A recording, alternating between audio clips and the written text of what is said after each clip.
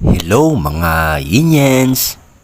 Mga Yinyens, dito kami ngayon sa sa Norsagaray, Bulacan. Dito sa may barangay Matiktik. Ayan, yung ilog. Nakikita yun sa may bandang harapan. Ayan, kasama ko sila. Yan, si RR, anak ni Bayre yan.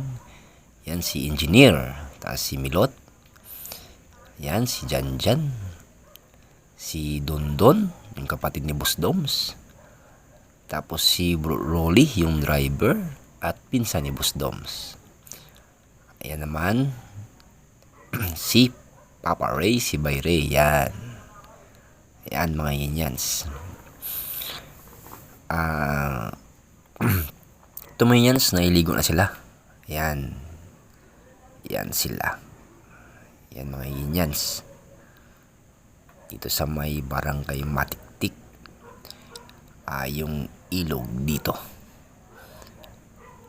Mahaba tong ilog na ito mga Yinyans. Hanggang dulo to. Tapos may mga cottage pa dyan sa may gilid-gilid niya. May mga cottages. Ang entrance pa dito mga Yinyans is 20 pesos. Tapos yung cottage dito, mga cottages dito sa napuntahan namin dito sa may cottage na binayaran namin is 400 pesos. Bali yung parking mo yan, free na. Cottage lang babayaran nyo. Kasi pag mo yan, yung kung sa kanila ka na cottage, sa tapat to may parkingan din sila. Free parking. Dito sa mo yan, sa may ilog. Dito sa may barangay Matiktik, Norsagaray, Bulacan. Ayan mo yan, ang haba ng ilog. Huwebes Santo kayo pumunta mo yan. Maraming tao talaga kasi holiday. Holiday mo yan. Kaya marami naliligo kasi Huwebes Santo yan. Ayan mo yan, so haba ng ilog doon.